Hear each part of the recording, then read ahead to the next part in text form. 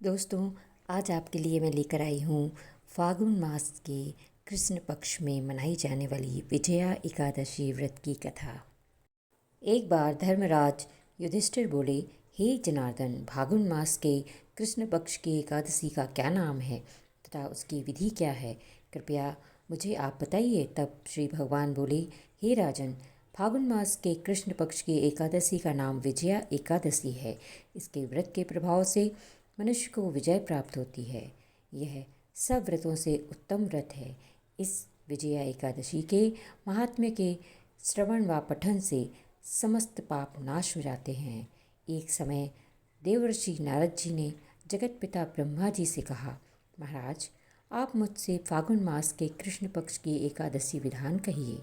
तब ब्रह्मा जी कहने लगे, हे नारद, विजया एकादशी का व्रत पुराने तथा नए पापों को नाश करने वाला है। इस विजया एकादशी की विधि मैंने आज तक किसी से भी नहीं कही। यह समस्त मनुष्यों को विजय प्रदान करती है। त्रेता युग में मर्यादा पुरुषोत्तम श्री रामचंद्र जी को जब 14 वर्ष का वनवास हो गया, तब वे श्री लक्ष्मण तथा सीता जी सहित पंचवटी में निवास करने लगे।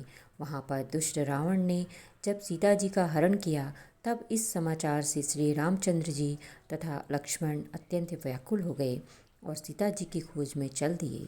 घूमते घूमते जब वे मरणासन्न जटायु के पास पहुँचे, तो जटायु उन्हें सीता जी का वृत्तांत सुनाकर स्वर्गलोक चला गया।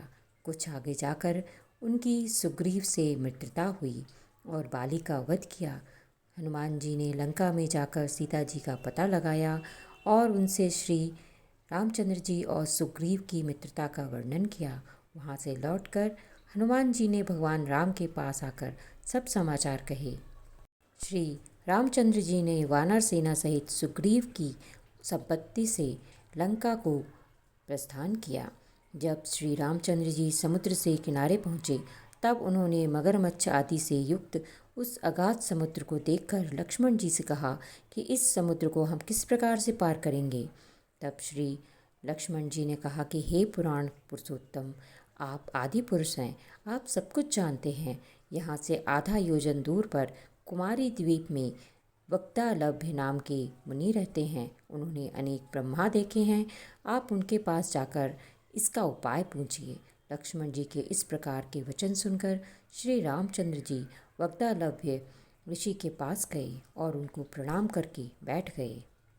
मुनि ने भी उनको मनुष्य रूप धारण किए हुए पुराण पुरुषोत्तम समझकर उनसे पूछा कि हे राम, आपका आना कैसे हुआ? श्री रामचंद्र जी कहने लगे कि हे ऋषि, मैं अपनी सेना सहित यहाँ आया हूँ और राक्षसों को जीतने के लिए लंका जा रहा हूँ। आप कृपा करके समुद्र पार करने का कोई उपाय बतलाइए। मैं इसी कारण आपके पास आया हूँ।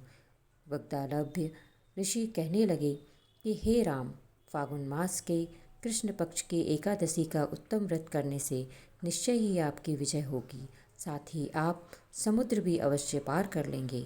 इस व्रत की विधि यह है कि दशमी के दिन स्वर्ण, चांदी, तांबा या मिट्टी का एक घड़ा बनाएं। उस घड़े को जल से भरकर तथा 5 पल्लव रख वेदिका पर स्थापित करें। उस घड़े के नीचे सतनजा और ऊपर जौ रखें। उस पर श्री नारायण भगवान की स्वर्ण की मूर्ति स्थापित करें। एकादशी के दिन स्नान आदि से निवृत्त होकर धूप, दीप, नैवेद्य, नारियल आदि से भगवान की पूजा करें।